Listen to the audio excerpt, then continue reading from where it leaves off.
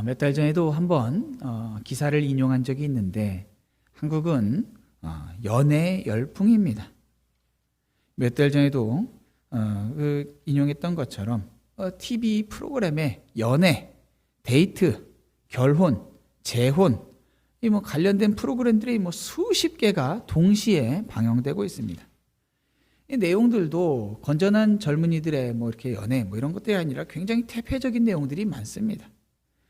심지어는 한 연예인은 기독교 TV에 나와서 실컷 신앙 간증을 하고 바로 얼마 안 있어서 그런 퇴폐스러운 내용의 부부 관련 프로그램에 나와서 부부관계가 어쩌느니 저쩌느니 하는 내용을 했다고 해요. 그래서 이 유튜브에 제가 댓글을 가서 봤는데 참 기가 막혀요.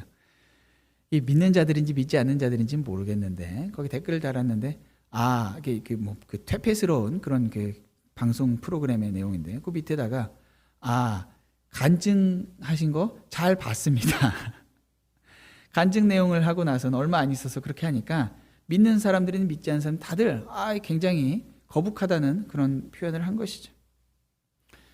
여러분, 이 연애를 한다라고 하는 것은 누군가로부터 누군가를 사랑하고 또 누군가로부터 사랑을 받고 싶다라는 것이죠.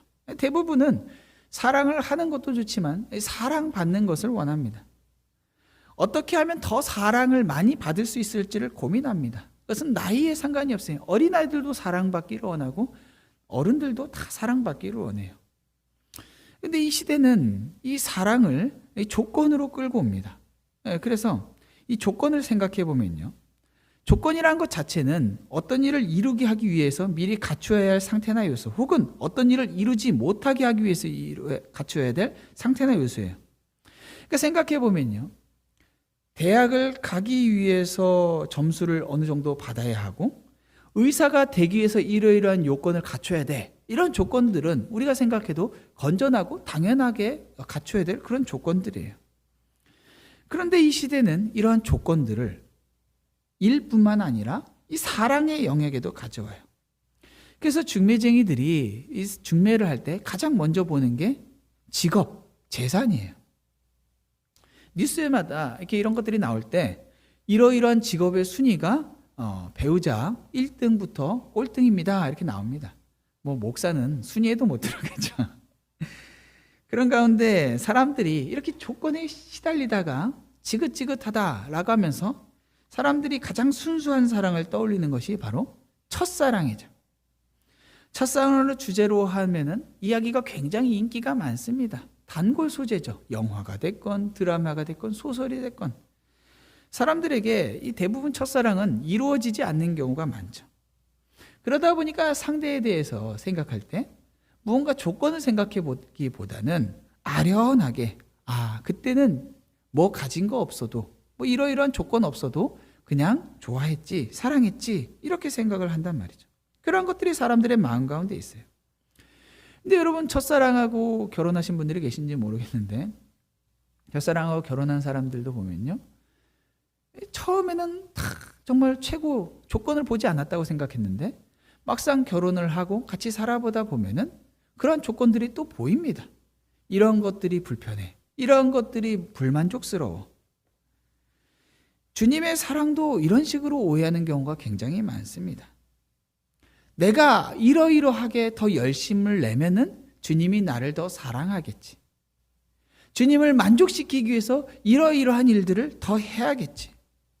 그런데 이걸 뒤집어서 생각해 보면은 내가 주님의 사랑을 받을 만한 이러이러한 조건을 갖추고 있기 때문에 주님이 나를 사랑하고 있다라고 오해한다라는 것이죠. 오늘 본문은 예수님의 사랑을 이 끝사랑이라고 이렇게 표현하고 있습니다. 단어 자체는 그렇게 없지만 저도 이 끝사랑이라는 단어를 모 가수가 부른 이 가수의 표현에서 봤어요. 이렇게 원래 사전에 있는 단어는 아니에요. 영화나 드라마에서 그토록 환상적으로 그려지는 이 첫사랑은 참 아름다워 보이지만 사실 그것보다 더 소중한 것이 바로 끝사랑입니다. 첫사랑은 감정이 활활 타오르지만 그만큼 또 쉽게 사그라집니다. 그리고 언제 그랬냐는 듯이 상대방에게 실망하고 실증을 내고 떠나버리기도 쉽습니다. 성도님들도 신앙생활에서 주님을 향한 첫사랑에 대한 이 그리움이 있습니다. 주님을 향한 첫사랑이 우리 안에 남아있다는 것은 감사한 것이지만 중요한 것은 감정만 활활 타오르는 것이 아니라 정말로 신실하고 성숙하게 사랑하는 것이죠. 그래서 오늘 주님께서 주님의 사랑을 끝까지 사랑하시니라 라고 하신 이 사랑, 주님의 끝사랑이 무엇인지 알아야 된다는 것이죠. 오늘 이 끝사랑, 끝까지라고 하는 뜻은 끝까지라는 이 단어 자체는 어떤 시간적인 끝만을 의미하는 것이 아니라 그보다는 오히려 완전함에 이를 때까지 혹은 목적을 이룰 때까지라는 의미입니다. 그러니까 주님께서 사랑하셨는데 주님의 그 완전함에 이르는 사랑, 주님의 목적이 이루어질 때까지 사랑하셨다. 주님의 목적이 성취되었다라는 것이죠. 주님이 사랑하셨는데 이 사랑은 실패하는 사랑이 아니라 성취되어지는 사랑이고 열매 맺는 사랑으로 사랑하셨다라는 거예요. 여러분, 이 본문의 배경은요, 예수님의 공생애가 끝까지 왔어요. 이제 마지막이에요. 예수님이 십자가에 달리실 때가 된 거예요. 유대인들의 정치 조직인 이 산헤드린은 예수님을 죽이고자 했고, 예수님을 왕으로 삼으려고 하는 수많은 군중들의 이 열기가 로마 총독에게는 눈의 가시가 됐어요.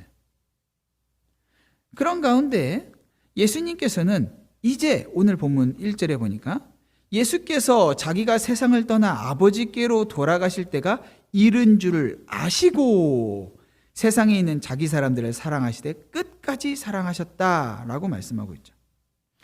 오늘 본문에서 여기서 이 주 동사는 사랑하셨다, 끝까지 사랑하셨다 여기에요.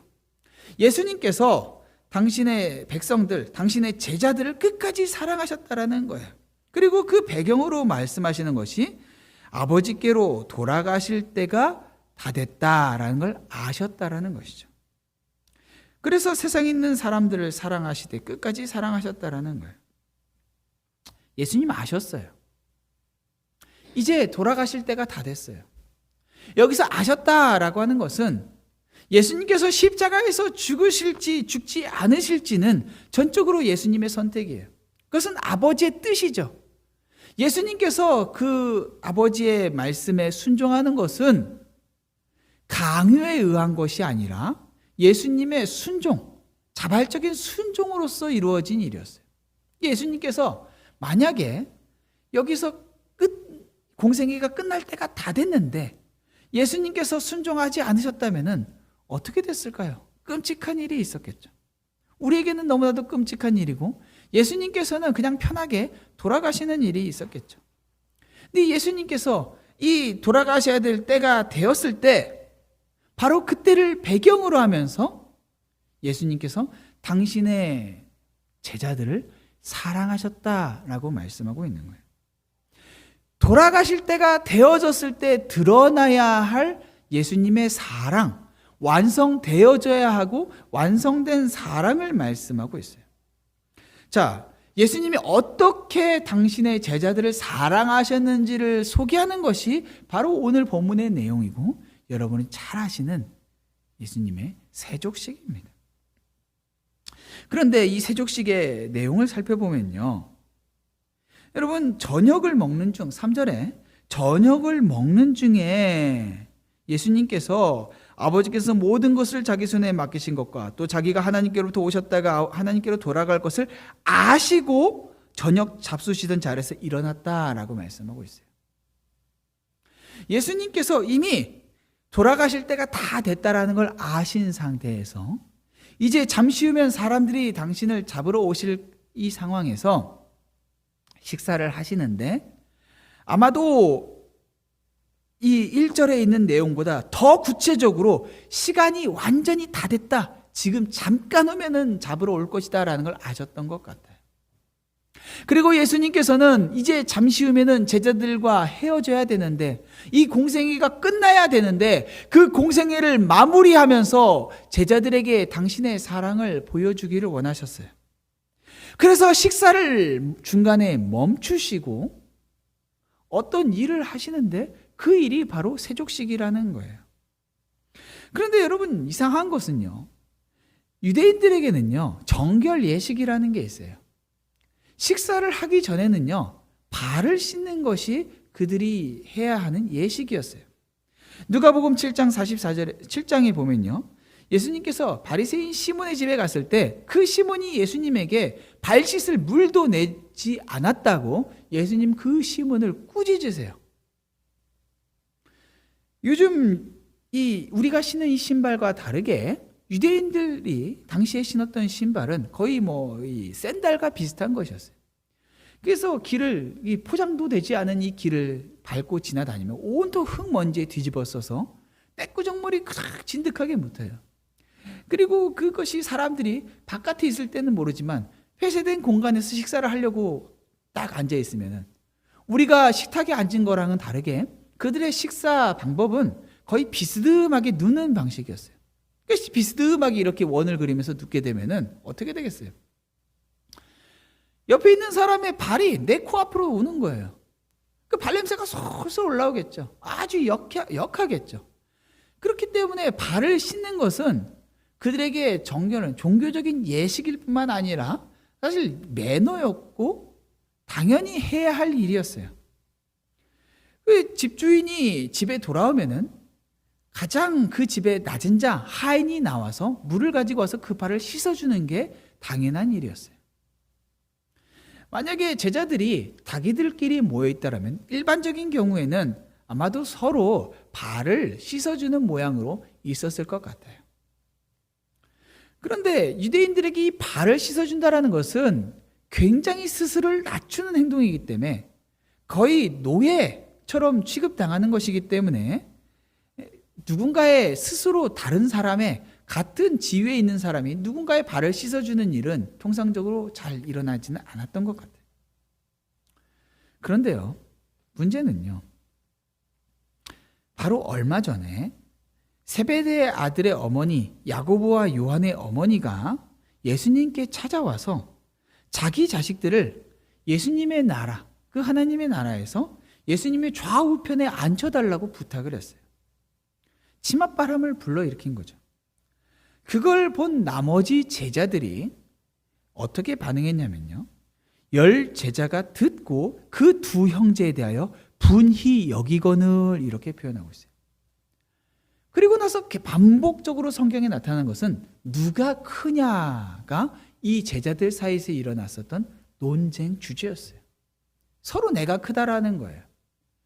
너보다 내가 크지, 내가 더 똑똑하지, 내가 더 일찍 예수님을 만났지, 내가 더 이러이러한 사역에 항상 쫓아다녔지. 서로가 자기가 크다라고 생각하는 이 때에 누군가 옆에 있는 사람의 발을 씻어주는 순간 자기가 굽히고 들어가는 것처럼 생각되어졌던 것 같아요. 그러니까 발을 씻고 식사를 해야 되는데 누구도 다른 사람들의 발을 씻어주지를 않았어요. 그리고 이제는 발냄새를 슬슬 풍기면서 식사가 시작되어졌다는 것이죠. 우리는 바깥에 있을 때, 서로 멀리 있을 때는 상대방의 연약함이나 부족함을 잘 몰라요. 그런데 가까운 곳으로 모여들면 모여들수록, 서로 가까이 하면 할수록 상대의 허물과 흠이 보여지기 시작합니다. 결혼하기 전에는 결혼할 상대가 이런 장점이 있고 이런 단점이 있다라고 아는 것 같아도 정말 결혼을 하고 한 달, 두 달, 1년, 10년 살아보면은 상대가 어떤 허물이 있다는 걸 더 많이 알게 되죠. 형식적인 관계가 아니라 진실한 관계일 때만 발견되는 불편함과 어려움들, 단점들이 있어요. 신앙생활을 하지 않을 때, 교회 밖에서는 어렵지 않던 관계가 교회 안에서 정말로 깊이 있는 교제를 하기 시작하면은 그 사람의 허물과 연약함이 발견되기 시작해요. 그때 우리가 느끼는 감정은 불쾌함이죠. 발냄새가 풀풀 풍기는 상대처럼 그 사람들의 연약함이 역한 거예요. 상대를 품고 씻겨주고 싶은 마음이 있는 게 아니라 우리 안에 그러한 불편함들, 단점들을 가진 상대가 좀 비켰으면 좋겠는 거죠. 상대는 내 발냄새를 감내해야 되지만 내 연약함과 내 부족함을 상대가 인정하고 이해하고 포용해야 되는 것은 당연하지만 내가 다른 사람의 그런 연약함을 포용하고 싶지는 않은 거예요. 그런 상황에서 서로 발냄새를 풀풀 풍기면서 식사하는 그 자리에서 예수님께서 일어나십니다. 그리고서는 겉옷을 벗어서 수건을 가져다가 허리에 두르시고는 대야에다 물을 떠서 제자들의 발을 씻으세요. 여기 있는 동사 하나하나가 예수님의 동작을 매우 강조하면서 표현하고 있어요. 그냥 예수님께서 발을 씻어주셨다가 아니라 예수님의 동작 하나하나에 초점을 맞추고 있어요. 제자들이 다 놀랐어요. 갑자기 옷을 벗으시고 수건을 허리다 두르시고 물을 가서 직접 떠오시고 발을 씻으시고 그리고 수건으로 발을 닦아주시고 동작 하나하나가 마치 예수님이 하인이 할 법한 행동을 그들에게 하고 계신 거예요. 모두 다 당황했어요. 아니 갑자기 왜 이러시지? 너무나 당황한 나머지 무어라 말도 못하고 예수님이 하시는 그 행동을 멍하니 그들 말 그대로 당하고 있었어요. 나서기 좋아하는 베드로가 한 말 하기 전에는 모두 그냥 가만히 있었다라는 것이죠. 서로 커지려 해서 누군가의 발을 씻기는 것이 역겹다고 생각하고 나서지 않을 때 예수님은 그들을 사랑하셔서 그들의 발을 직접 씻어주셨어요. 사랑하지 않는 사람의 발을 씻는다. 힘들죠. 땀 냄새만 나도 힘들죠. 그런데 사랑하는 자녀가 똥기저귀를 갈 때 아우 똥 더러워서 나는 이거 못 갈겠어. 이런 부모는 없어요. 똥을 싸면은 아이고 잘 쌌네. 똥 잘 쌌다고 칭찬해줘요. 사랑하기 때문에. 예수님의 사랑은요. 이 제자들의 모양을 보면은 도대체가 사랑해 줄 수 없는 모양이에요. 그냥 발냄새 나는 게 아니라 예수님과 3년 반을 함께 지내면서 예수님께서 수없이 낮아져라. 낮은 자리로 가라. 서로를 높여라. 그렇게 말씀하셨는데 여전히 이 좁은 공간에서 발냄새 풀풀 풍기면서 누구 하나 나서지 않은 채로 꾸역꾸역 밥 먹는 그 부끄러운 모습들을 보시면서 누가 그들을 사랑할 수가 있겠어요? 근데 예수님은 끝까지 그들을 사랑하시는데 끝까지 그들의 조건에 구애받지 않는 사랑으로 그들을 사랑하고 계시다라는 거예요. 그들이 어떠한지 상관없어요. 자존심 내세우는 사람들이라도 상관이 없어요. 똑똑하지 않아도 상관이 없어요. 모자라도 상관이 없어요. 예수님의 이 세족식은요, 세상에선 도저히 이해가 되지 않는 세족식이에요. 큰 자는 작은 자의 섬김을 받아야 돼요. 그런데 예수님은 직접 큰 자가 작은 자를 씻겨주셨어요. 누가 크고 누가 작냐? 예수님은 그 질서를 꺾어버리셨어요. 크고 작음의 이 조건은 예수님 앞에서 완전히 무너져 버렸다는 것이죠. 베드로는 반대하죠. 왜요? 주여, 주께서 내 발을 씻으시니까. 당신 하나님 아들 아니십니까? 당신 메시아 아니십니까? 당신 말씀으로 병든 자를 고치시고 당신이 말씀하시면 죽은 자도 살아났고 당신이 손 대는 곳마다 기적이 일어났는데 아니 어떻게 당신의 그 거룩한 그 깨끗한 손으로 내 발을 씻으십니까? 당신은 높으신 분인데 어떻게 이런 일이 있습니까? 질서가 어긋났습니다. 베드로 그렇게 반대한 거예요. 그런데 예수님의 사랑은 네가 어떤 존재인지가 상관없다라는 거예요. 예수님이 조건 없는 사랑으로 우리를 맞이해 주시기 때문에 예수님의 첫사랑은 예수님의 끝사랑과 다르지가 않아요. 처음부터 죄인이었고 모자랐고 완악한 자들이었어요. 그래서 우리가 어떠한 모양, 어떤 모습으로 있더라도 예수님의 사랑은 꺾이지가 않는다라는 거죠. 예수님의 사랑을 아십니까? 라고 물을 때 우리는 다들 알지요. 예수님께서 나를 위해 십자가에 죽으셨잖아요. 이렇게 대답하죠. 예수님의 사랑을 노래하면서 우리 참 감격을 많이 합니다. 그런데요, 예수님의 사랑을 알려면은 예수님이 사랑하신 사랑으로 누군가를 사랑해 봤을 때에 정말 사랑을 아는 거예요. 아이들을 데리고 수학여행을 가면요, 촛불을 켜놓고 밤에 어버이 은혜를 불러요. 그럼 애들이 평상시 그냥 집에서는 에이! 엄마 맘에 안 들어! 아빠 말 안 들을 거야! 이렇게 그냥 말 안 듣던 애들도 눈물을 뚝뚝 흘리면서 맞아, 엄마가 나를 이렇게 사랑했지 라고 뉘우쳐요. 그리고 이제 엄마 아빠의 사랑을 알겠다라고 말해요. 근데 아직 모르는 거예요. 군대를 가보면은 사람들이 부모님께 편지를 쓰라고 해요. 편지를 쓰면서 눈물을 뚝뚝 흘려요. 엄마 아빠가 나를 얼마나 사랑했는지 알겠다. 이제 나가면 효도해야지. 그런데 아직도 사랑을 몰라요. 언제 알아요? 자식을 낳아보고 길러보고 그때 나도 알지 못했던 내 안에 누군가를 향해서 이렇게 사랑할 수 있는 사랑이 있구나. 이걸 경험해 봤을 때 놀라죠. 부모님이 나를 사랑하신 사랑이 이런 사랑이었구나. 예수님이 우리를 사랑하신다. 입술로 암만 떠들어봐야 모릅니다. 누군가를 정말 사랑해 봤을 때, 조건 없이 사랑해 봤을 때, 그때 아는 거예요. 냄새나는 그들을 포용할 때, 죄인이라고 외면하지 않고 그 죄인을 용납하고 용서할 때, 그때 주님께서 나를 향하여서 가지신 그 사랑이 얼마나 크신지 알게 되는 거예요. 주님의 사랑은 그렇게 끝까지 조건을 따지지 않는 사랑이었지만 동시에 주님의 사랑은 끝까지 우리의 필요를 먼저 생각하시는 사랑이었어요. 주님 당신의 베푸시는 사랑을 우리가 즉각적으로 알아차릴 거라고 말씀하지 않으셨어요. 예수님께서 7절에 뭐라고 말씀하세요? 내가 하는 것을 네가 지금은 알지 못하나 이후에는 알리라.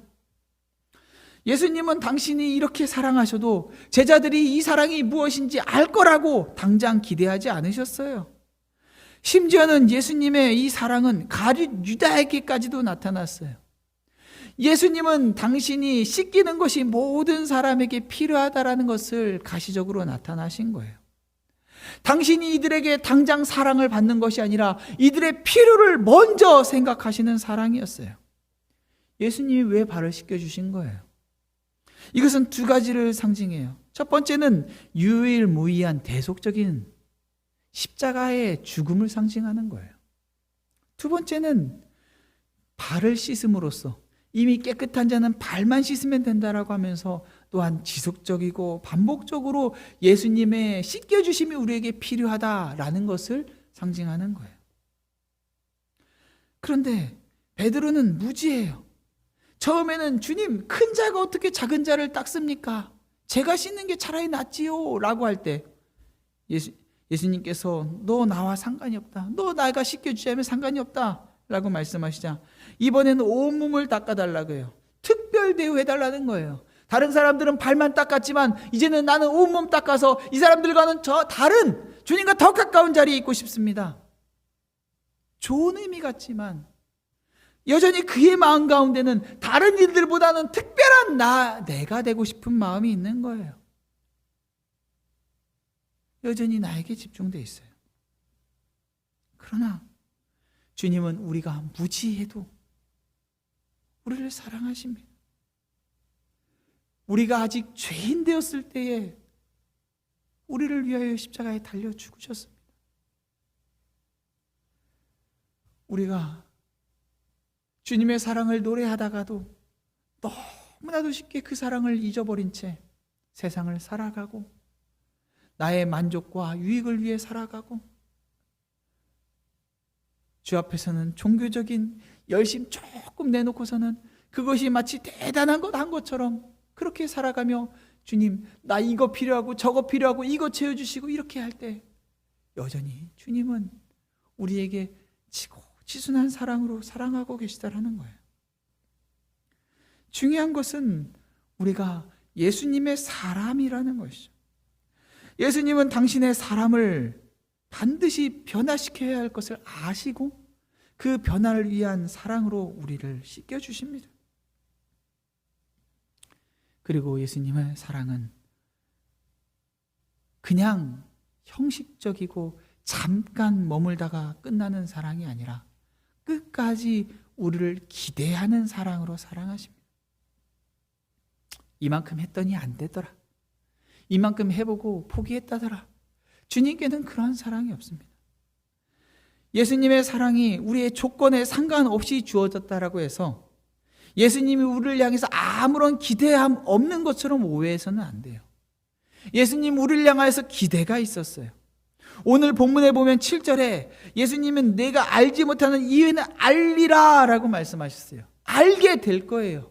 예수님의 마음 가운데 기대함이 있었어요. 네가 결국에는 이 씻김이 무엇이고 내 끝사랑이 무엇인지 네가 알 거야 라고 주님의 마음 가운데 이 기대함이 있는 거예요. 포기하지 않는 사랑이에요. 3년 반 동안 함께 데리고 다니면서 온갖 이적과 놀라운 사랑을 보여주셨음에도 여전히 어리석게 자기 자신에게 집중하는 그들을 보면서도 예수님 그 기대를 꺾지 않으세요. 14절에 보니까 내가 너희 발을 씻었으니 너희도 서로 발을 씻어주는 것이 옳다라고 말씀하세요. 그들이 반드시 변화될 것에 대한 기대함이 예수님 안에 있다라는 거예요. 예수님 무서운 권세로 그들에게 강요하실 수 있으셨어요.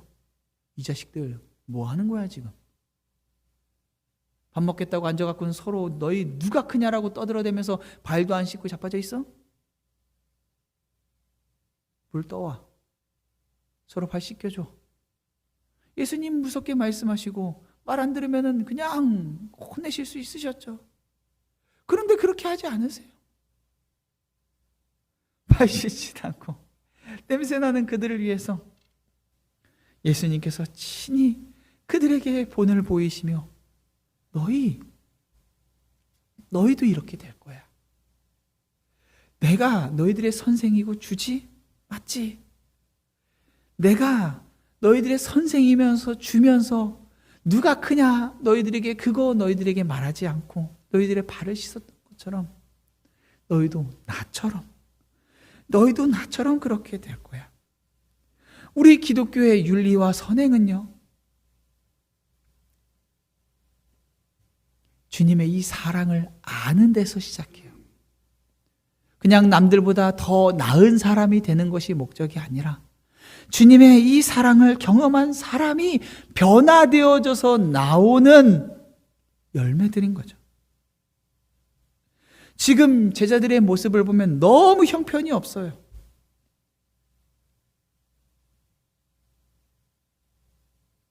한 주간 살아가면서 말씀을 묵상하면서 주님 앞에 제 모습을 보면서 발견하게 되는 것은 너무나도 부끄럽고 비참한 제 자신의 죄인된 모습이라는 것이죠. 여러분이 주 앞에 나아갈 때 느끼는 스스로를 향한 자부심이나 대단한 확신이 있다라면은 주님이 우리에게 주시는 말씀은 너의 그러한 모습이 아니라 우리의 연약하고 부끄러운 모습, 바로 그것이 우리에게 주님께서 주시는 우리의 정체성이라는 것이죠. 제가 참 좋아하는 찬양 중에 이런 찬양이 있습니다. 언제나 내 모습 너무나 부끄러워 무릎으로 주님께 기도로 가오니. 주님 앞에 나아가는 우리의 모습은 주님의 그 거룩하심과 사랑 앞에 너무나도 초라하고 보잘것없는 모습이라는 것이죠. 그러나 그러한 사람들을 긍휼하게 여기시고 오늘 나의 모습에 상관없이 여전히 놀라운 기대감으로 주님의 형상에 이를 때까지 포기하지 않으시는 주님을 바라볼 때에 나조차도 나를 용납할 수 없을 때가 참 많이 있지만 주님이 우리를 향하여 가지신 그 기대를 붙잡고 나아가는 것이죠. 저는 야구에 관심이 없는데 며칠 전에 재미있는 기사를 봤어요. 한국의 은퇴한 야구 감독, 야구 선수들이 모여서 무슨 예능 TV 프로그램 나와서 야구를 하는 그런 게 있대요. 거기에 한국의 유명한 김성근 감독이라는 굉장히 뛰어난 감독인가 본데, 그 감독이 이제 선수들을 데리고 시합을 하는데 거기에 투수가 무사 만루 상황을 만들었다는 거예요. 그 상황에서 감독은 그 투수가 이 위기를 극복하지 못할 것이라는 생각을 하고 대부분의 경우는 투수를 마운드에서 내려서 다른 투수로 바꿉니다. 그런데 감독이 마운드로 나아가니까 투수도 내가 이 상황을 망쳐버렸어.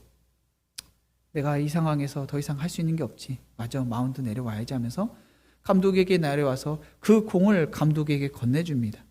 감독이 다른 투수를 부를 거라고 생각한 거죠. 감독이 그 공을 받고 투수에게 뭐라 이야기합니다. 그러더니 그 공을 다시 투수에게 줍니다. 그러자 그 장면을 해설하던 해설진들이 다들 깜짝 놀랍니다. 그러면서 이것이 무슨 야구의 스포츠의 놀라운 감동입니다 하면서 막 떠들어댑니다. 투수도 굉장히 감동을 받은 것 같아요. 자기가 상황을 다 망쳐버렸는데 그 상황에서 자기를 끝까지 믿어주는 그 감독에 대해서 감동하는 것이죠.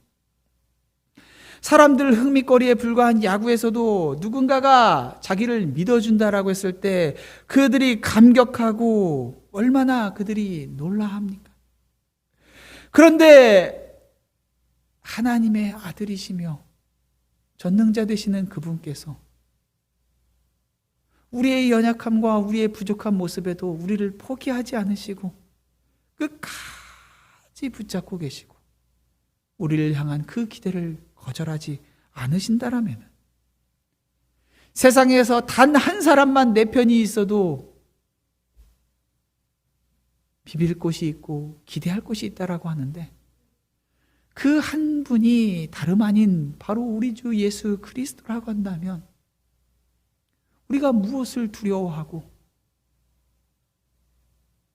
주저하겠습니까?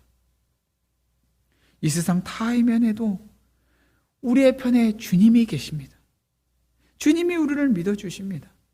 그리고 우리에게 너 나처럼 될 거야. 너 나처럼 섬기는 자가 될 것이고 너 나처럼 다른 사람들을 변화시키는 자가 될 거야 라고 주님 말씀하십니다. 그리고 십자가가 그 증거입니다. 우리를 변화시켜 주시겠다고 약속하셨고 그 약속은 끝사랑, 끝까지 사랑하신 그 사랑 때문에 반드시 이루어지는 이미 성공되어진 사랑입니다. 주님 우리를 변화시키셨어요. 그걸 믿음으로 받아들인 사람들은 변화된 삶을 살아가는 것이죠. 제가 신학교에서 만난 목사님 부부가 있어요.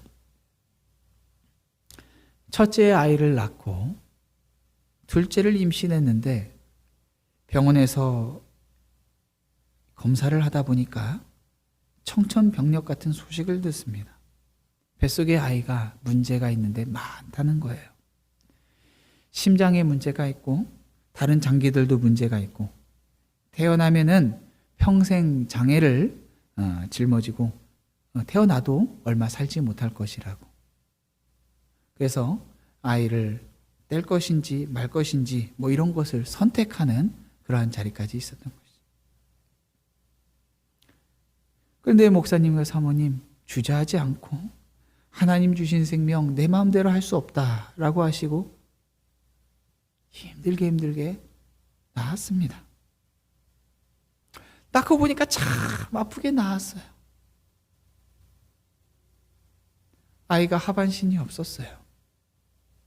그리고 이 폐와 심장들이 다 제 기능을 못하는 상태로 나왔어요. 애 엄마가 보면은 기절할까 봐 아이를 엄마한테 보여주지도 않고 아빠한테도 잠깐 보여줬어요.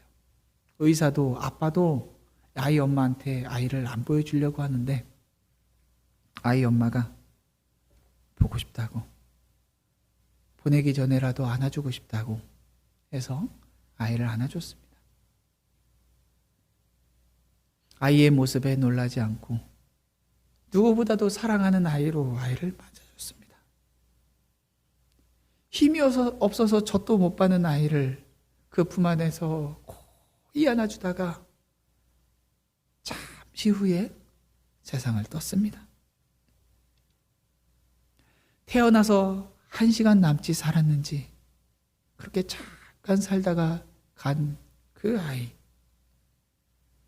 그러나 그 아이는 이 땅에서 어느 아이 못지않은 큰 사랑을 엄마와 아빠로부터 받고 주님께로 갔습니다. 그 아이를 향한 엄마의 사랑은 어떤 조건이 있었을까요? 그 아이를 향한 엄마의 사랑은 잠깐이라도 그 생명을 더 연장할 수만 있으면 어떠한 헌신이라도 더할 수 있는 사랑 아니었겠습니까? 아이를 향한 부모의 사랑은 아이가 지금 당장 무엇을 할 수 있을까 없을까가 아닌 있는 그 존재로 귀하게 여기는 사랑 아니었습니까? 우리는 주님 앞에서 어떤 사랑을 받을 만한 조건을 가진 사람입니까? 아닙니다. 우리가 스스로를 봐도 너무나도 부끄럽지 않습니까? 우리는 내가 아닌 상대만을 위하여 끝까지 상대를 배려하고 나보다 상대만을 향한 그러한 사랑을 끝까지 할 수 있는 사람들입니까? 아닙니다. 심지어는 주님을 향한 사랑도 우리는 너무나도 쉽게 실증을 내버리고 맙니다. 우리는 누군가를 향해 끝까지 믿어주고 신뢰할 수 있습니까? 아닙니다. 조금만 실망스러운 모습을 봐도 쉽게 마음을 닫아버리고 넌 거기까지야 라고 우리의 마음을 닫아버립니다. 그런데 우리 주님, 우리에게 그런 사랑 주셨습니다. 놀라운 끝까지 가는 끝사랑 주셨습니다. 예수님의 사랑은 첫사랑이며 끝사랑이었고, 예수님의 사랑은 당신의 목숨을 바치는 사랑이었고, 예수님의 사랑은 우리의 조건에 상관없는 사랑이었으며 우리만을 위한 사랑이었고, 당신의 그 사랑의 목적이 이루어지기까지 쉬지 않는 사랑이었고, 그래서 완전한 사랑이고 완성된 사랑입니다. 여러분, 그 사랑 앞에 여러분은 스스로를 어떻게 보고 계십니까? 자격 없는 자, 그러나 그런 자를 위하여 아낌없이 목숨을 내어신 주님의 끝사랑 앞에 여러분은 어떻게 반응하시렵니까?